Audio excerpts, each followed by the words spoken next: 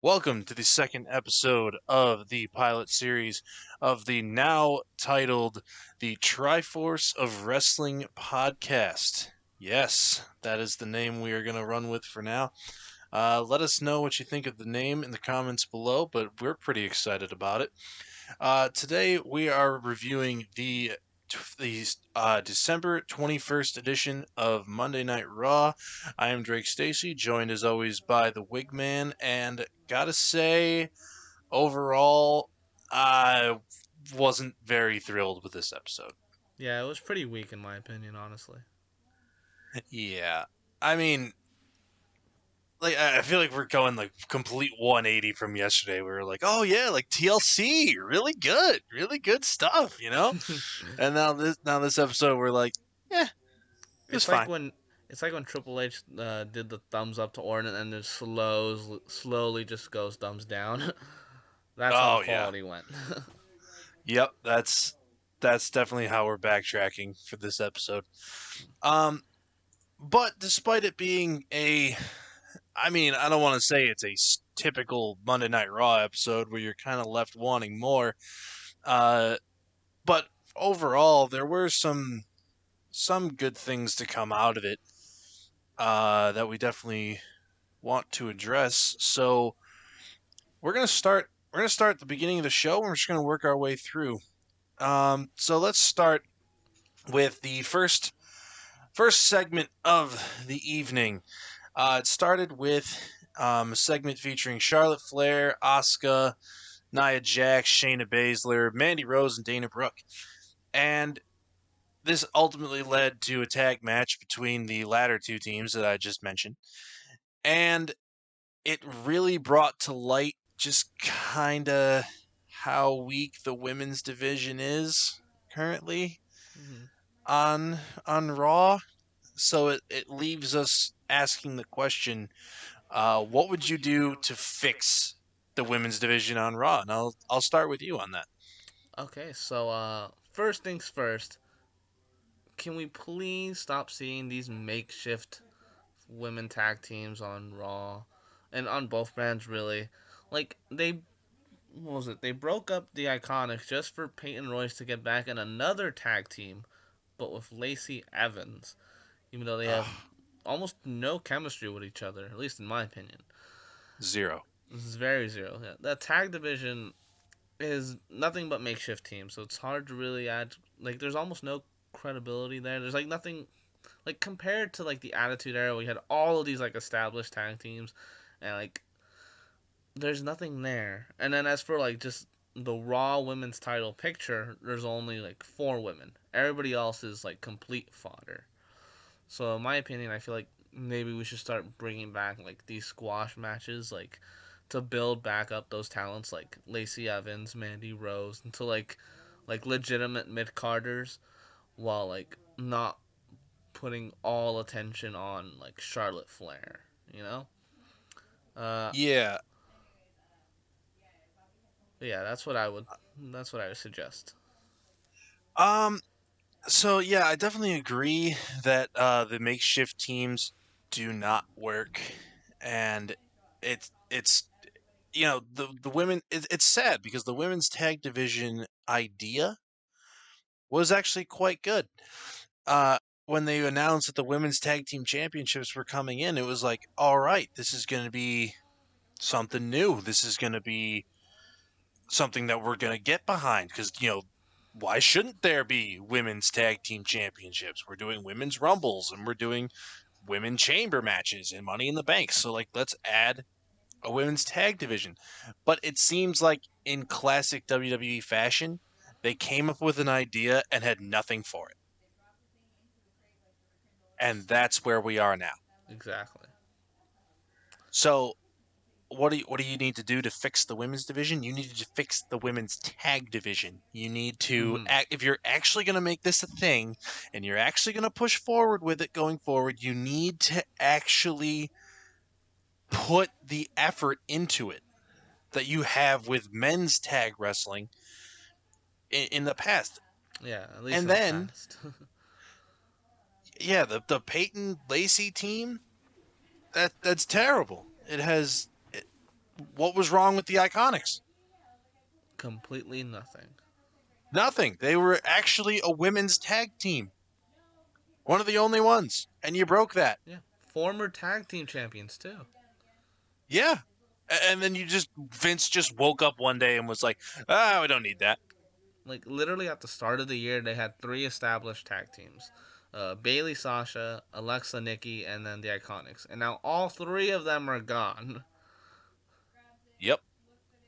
Thanos snapped them away just like that. Mm-hmm. Um, yeah, so you really need to focus on that. You need to fix that. Um, and then you need to bring some people up to the main roster as Mm-hmm. single stars or try to establish them as single stars and actually push them. Mm-hmm. Like you have so many like we've said before off air that the NXT women's division puts the main roster division to shame. Like they have so many talented women on NXT Mm-hmm. and none of them want to leave NXT because they know what awaits them. Exactly. So it really almost feels like you need a reset of the division, Mm-hmm. or make it. Well, that's a terrible idea. I was gonna say make it all one division and just cross brand this thing, but that's a terrible idea. Mm-hmm. So whatever they need to do it fast because that watching that first segment today or yesterday was just Atrocious. oh my god. The only saving grace was Oscar because she's just the only good thing about the Raw Women's Division right now. Yeah, and again, we said it yesterday uh that there's like 5 good ones on Raw, one of which is wrapped up with Fiend things, and the other one just gave birth. So like you're left with 3, Mm-hmm. and 2 of them have all the belts on the brand. So what they need to do is they need to tear it all down and do something new. I don't know what that is, but they need to do something new. Yep. Um. All right, and speaking of doing something new, over the past couple of weeks, we have seen Ricochet get into these matches in this feud with Ali and Retribution. And last night on Raw Talk, uh, Ricochet was asked, is he considering Ali's offer, or in some different phrasing, that was the message that came across. And he said that if he was asked that question 2 weeks ago or even a week ago, he wouldn't have even have considered it. But now, after he's gotten beaten so many times by T-Bar, by Mace, by Ali, that he is considering it, or at least again, that's the vibe that came across. Mm-hmm. Um, so the question is, should Ricochet join Retribution? And is that would that be a good thing for his current state in WWE? Why or why not? So, as much as problematic as Retribution is, I do like what they're doing with Ricochet and how he's addressing every everything that's happened to him over the year, like getting squashed by Lesnar, losing to like every member of the what was it, Retribution, getting betrayed by Cedric Alexander basically when he joined the Hurt Business, Mm-hmm. and it's just like Yep. he just keeps losing and losing, and he just doesn't know what to do next. And then now he has this offer from Ali to join the Retribution, and as sickening as it seems for the superhero Ricochet, for the superhero that Ricochet is, I feel like it would be beneficial for him to join the Retribution. Almost similar to how like John Cena joined the Nexus, but like let's not have Ricochet destroy every single member, but more of just like Mm-hmm. If once Ricochet joins, I think we can start like the Retribution can start gaining some steam. You know, winning more matches. Stop appearing on main event and actually being on the main show more often. And like, you know, Ricochet's getting all these wins because of help from Retribution, and it's like I want them to show Ricochet as like being a member, but like at his heart he hates it. But he knows like to succeed he has to be part of the stable that he hates. And then maybe we can just That's a run with that story from there. that's a cool that's a cool thought process. Mm-hmm. Like kind of like yeah, like I'm only here because I feel like I have to be, Mm-hmm. not because I want to be. That's cool. Um, my answer, personally, I don't want him to join. But storyline wise, I think he should. I think he should for storyline because it'll actually give him something. It'll give him something to do. It'll make him look better than he's been since getting the call up. Personally, I don't want him to get it. I don't want him to join because they should be doing so much more with him rather than just tossing him into Retribution. Mm-hmm. I mean, it would be, I mean, would play on words, retribution for him if he joined this stable and Wink. suddenly he started getting noticed and all this shit started happening for him. But like, we're talking about a guy who like had so much momentum in NXT and even before he got to NXT in like Lucha Underground and New Japan to come to the main roster and be a United States champion for a couple weeks. Exactly. That's the best he's done. So for him joining might not be the worst thing Mm-hmm. I say because either. it would give him something. Yeah, I say either join Retribution or have Ali write him off, send them back down to NXT, and fight for the cruiserweight title. Hey, yeah, that'd be we great. we'd I mean, get Prince Puma versus King Cuerno once again. yes. Again, that's already better than what they're doing. Exactly. Like that would give him something. Would it be the greatest thing? No, No. but it would be better than what he's doing now.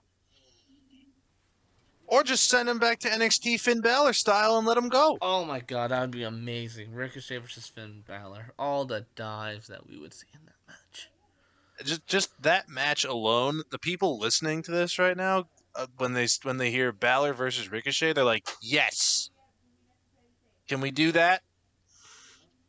Is that a thing we can do on NXT TV?" Please. Also, what was it? That I think when Balor came over to WWE, that's when Ricochet went to New Japan. I think so. It's like one guy leaving, the other guy like stepping in. It's like they've never had a chance to face each other like in a very significant 1v1. So that would be amazing.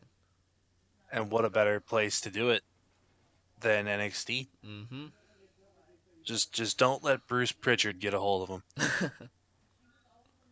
Don't, keep them far away from him as possible. Please. Yeah, we don't need his involvement. Um, but yeah, I think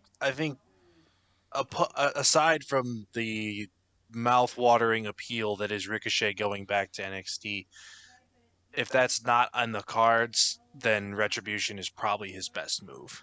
Mm-hmm. So that's where I that's what I see, at least. And speaking of a move that may or may not be good, because we don't know how exactly it's going to play out because we witnessed murder. Um, last night, Randy Orton came out and he cut a promo about the Fiend and how he killed the Fiend and the voices in his head were gone, and then the next thing the lights in the Thunderdome, like the fans, like they cut like part of them cut to black, and the music started playing, and it was like, there's no way. There's no way he's here right now. And then the lights go down, and this had to have been pre-recorded. First of all, when those lights went down, Oh, definitely. and Alexa Bliss is in the ring. And before I go any further, how good is she in this role? Just outstanding. Oh my god, she's doing great things. She was basically like talking to an imaginary friend while laughing at her own jokes about Bray being burned alive. It's fantastic. Mm-hmm. Simply divine. But you know, we all thought that with the way that match ended, this feud is over. It doesn't seem to be that way, does it? Mm-hmm. Um, so where do you see this going between Randy and Bray? Because again, it clearly seems like this isn't over. So, I just like to point out first that I was right about Alexa Bliss coming back and being and filling in for the Fiend's presence on Raw. And Yep, I will acknowledge that for sure. so, as for what's next for Randy and the Fiend, I'm just gonna go with another bold prediction and say that the Fiend is actually gonna come back before the Royal Rumble because I feel like WWE is not gonna wait too long for him to come back, and then we're gonna have Randy versus maybe normal Bray Wyatt. Not entirely sure if it will be the Fiend, but it'll be Randy versus Bray in a casket match at the Royal Rumble because of how Randy will just want the Fiend to stay dead, and what better way to make him stay dead than being in a casket? That's interesting. I didn't I didn't think of a casket match, but God, do I hope he's not coming back until after the Rumble. Man, that would just suck. Um, I mean, I could see this feud continuing, but I just where does it go? Mm-hmm. I don't know. I'm still stuck on the how do you justify bringing him back after we saw him burned alive? Yeah, So I mean, I see this leading to a match. They could lead to a casket match. That's a good idea. I I just don't just know. I just hope that it doesn't go any further than the Rumble. I feel like we're getting the most mileage that there to be. I feel like it can only go as far as the Rumble because I would want something new after that, Hmm. and then maybe Randy So would move on to something else. so if it doesn't, because it seems like the rumors are that we're gonna get Randy versus Edge again. Mm-hmm. If it extends past like if in the linear progression of it, if it plays out the way that you're predicting, where he comes back before the Rumble and they face off again at the Rumble, and but if it extends past the Rumble, are we still going to get Edge versus Randy? Hmm. So the way I think of it is that I feel like maybe they'll hold off on Bray appearing till the Rumble itself, and then maybe he'll come back as whoever he comes back as. I would want him to defeat Randy in the casket match to end the feud, and then maybe like the next night on Raw, Randy cuts a promo about the Fiend or whatever, and instead of the Fiend coming out, Edge comes back, and then we go straight into that rivalry with maybe Edge taking out Randy for like a couple weeks, and then Randy comes back like in March, the month before Mania, and then it sets up their final match at WrestleMania. That'd be cool. Um, right now for me, I don't know if we're actually going to get that now. Really? It it really hinges. Well, one, it hinges on Edge's health That's because you true. just 100%. I don't know. Was he written off? I know he was written off. I know. I remember how he was written off, but was he written off because he was hurt, or did he get, or was that just for storyline? I remember he got written off because he got hurt in his greatest match ever with Randy. Because I What think was they that were injury? because I think they were planning on like their third final match at SummerSlam, but Edge got hurt in that second match, so they had to end the rivalry at least right then and there for now. Okay. So it So was a legit injury. Is what I'd okay. say. So uh, based on that, it would definitely depend on how he is. Mm-hmm. If if he's if it's not ready, like if he's not ready to go, maybe that's why maybe that's why this feud is continuing on. Mm-hmm. And I mean, if that's the case, then keep the Alexa Bliss presence and have her kind of like taunt him Mm-hmm. for months and just drive him crazy. And maybe the voices in his head turn into Bliss.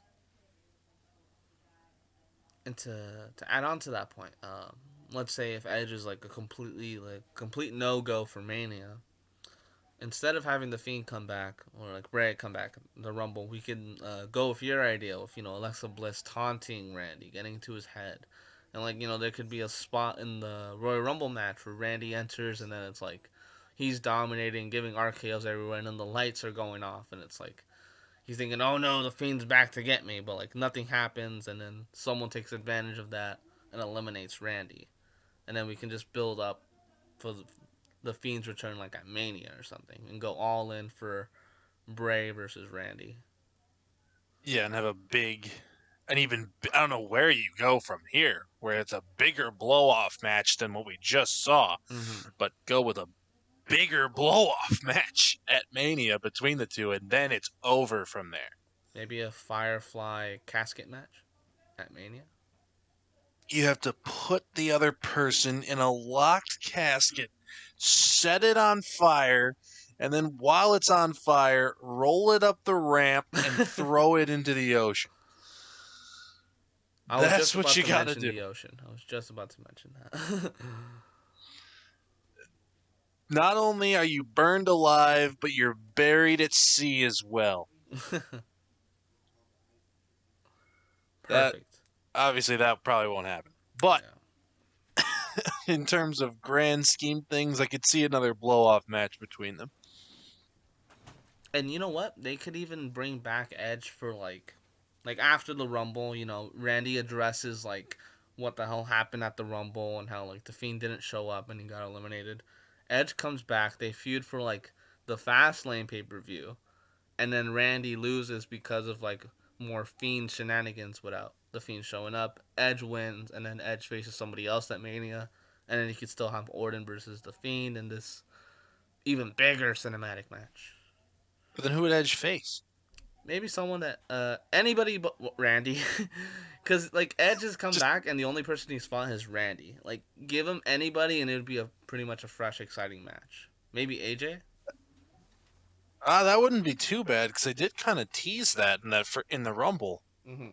of a Styles AJ thing when Edge eliminated AJ.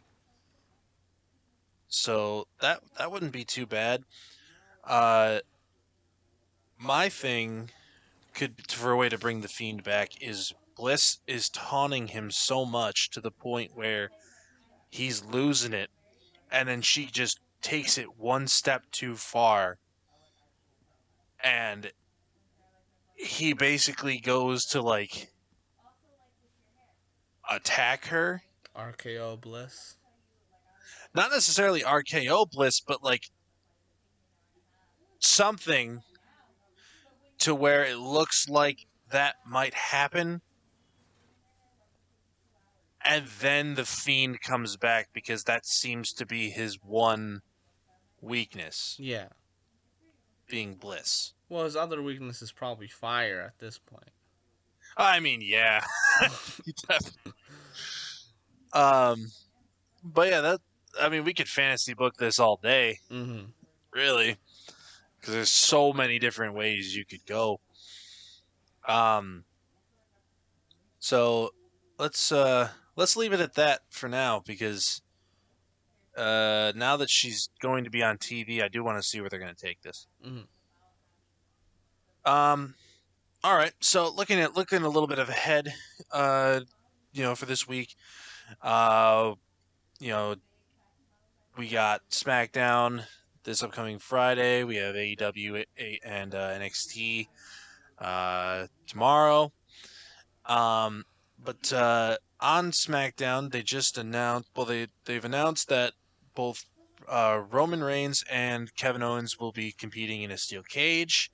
I'm looking forward to that, but that's not what we're going to talk about. We're going to talk about the lumberjack match that uh,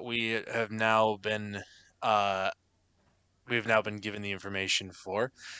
Big E will challenge Sami Zayn now in a lumberjack match for the Intercontinental Championship. And with that stipulation change, has your prediction changed since last show? Yes. Uh, so I originally thought that Biggie would defeat Sami Zayn clean as a whistle, because because it would be on Christmas Day. But with the new lumberjack stipulation, I'm a little bit worried that with all the wrestlers around the ring, there might be some shenanigans that would allow for Sammy to retain on the holiest of holidays and prevent Biggie from winning the belt. So I'm just a little scared there. Right. So, so has your prediction changed? Mine has also now changed. I'm now taking Big E to win this, and I think there will be a title change on SmackDown heading into the new year with the last SmackDown of 2020. It just seems like you put the lumberjacks around the ring, and it takes away half of Sammy's potential shenanigans. That's how I see it, anyway. Mm-hmm. All right. Well, let's move into our final bit of conversation today, and that is revolving around the WWE Championship. We saw the six-man tag last night between Drew McIntyre, Sheamus, and Keith Lee against AJ Styles, The Miz, and John Morrison, which ended with the team of McIntyre, Sheamus, and Lee getting the win.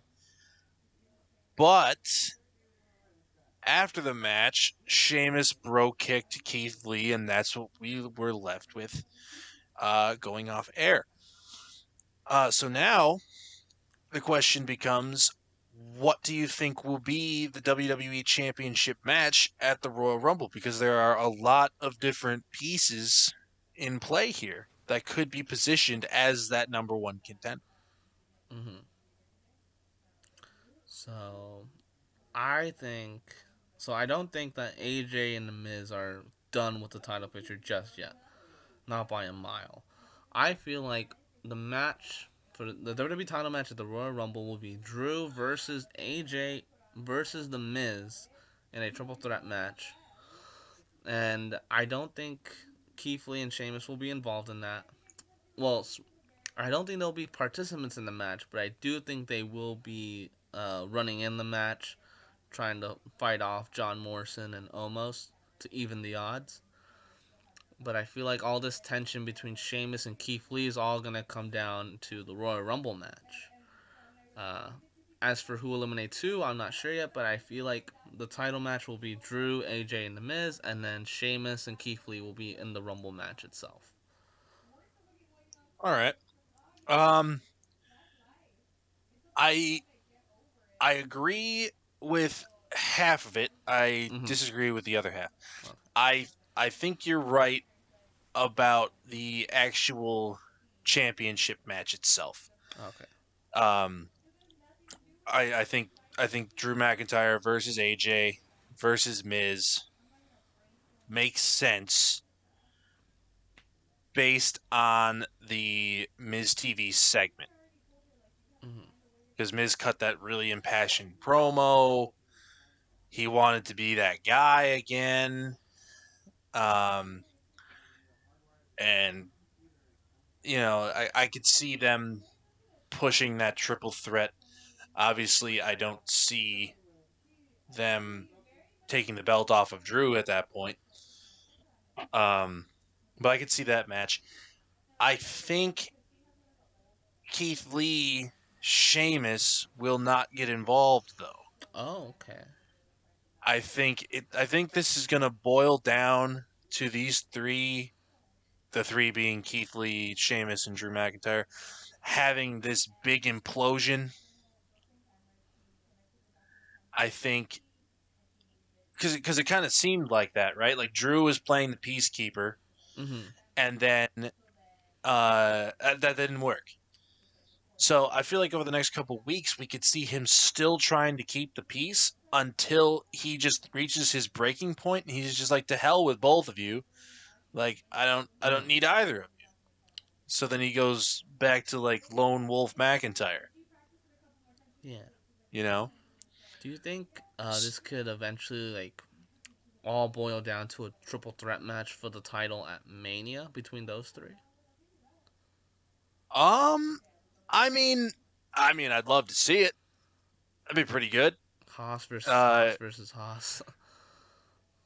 I mean, if the three of them got the Mania nod, I'd be very satisfied with that. Mm-hmm. Um, especially because I'm under the impression that the winner of the Royal Rumble this year is going to face Roman, not Drew. Same here. So, or if it isn't Drew, but we all know it's going to be Roman. Um, so that definitely leaves the window of opportunity there for that match to take place. Mm. So I could see it. Do you think there's a possibility that there might be a singles match between Keith Lee and Sheamus at the Rumble, and then still have them be in the Yes, Rumble match? yes, I do. Okay. I think I think if it does boil down to it, and this big implosion thing happens where McIntyre kind of goes on his own, the two of them could kind of like feud or will continue the feud and have that match. Um, but if that does happen, I do see them being in the Rumble itself. Yeah. Um, I I personally don't really care for double duty that night. But if you're going to do it that way, it would make some logical sense. Yeah. Because at least for me, I don't see either of them challenging for the belt, just because they don't seem to have that intention, at least for now. Yeah, I was going to say, not yet. It's like they'd rather be Drew's buddy, like Drew's buddies right now instead of Drew's opponent. Yes. But if it starts to break down, Mm-hmm. then I could see their priorities shifting Mm-hmm. to something more of championship aspiration. Yeah, If it maybe once Drew's like to hell with you guys, and once Drew becomes all solo again, that's when they shift their focus to like, fine, if you're leaving, like you don't want to be my friend, then I'll just take your title. Yeah, that would make sense. Um yeah, in a logical timeline sense, yeah, that'd be fine. Um all right. Well, this was Monday Night Raw. Mm-hmm. Join us. We're planning for Thursday.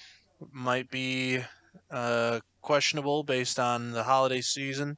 Very tentative. Uh, yeah, we'll play it by ear there. Um, but if not, to all of you watching, we wish you a happy holiday. And we will see you next time. And we are signing off. Bye bye.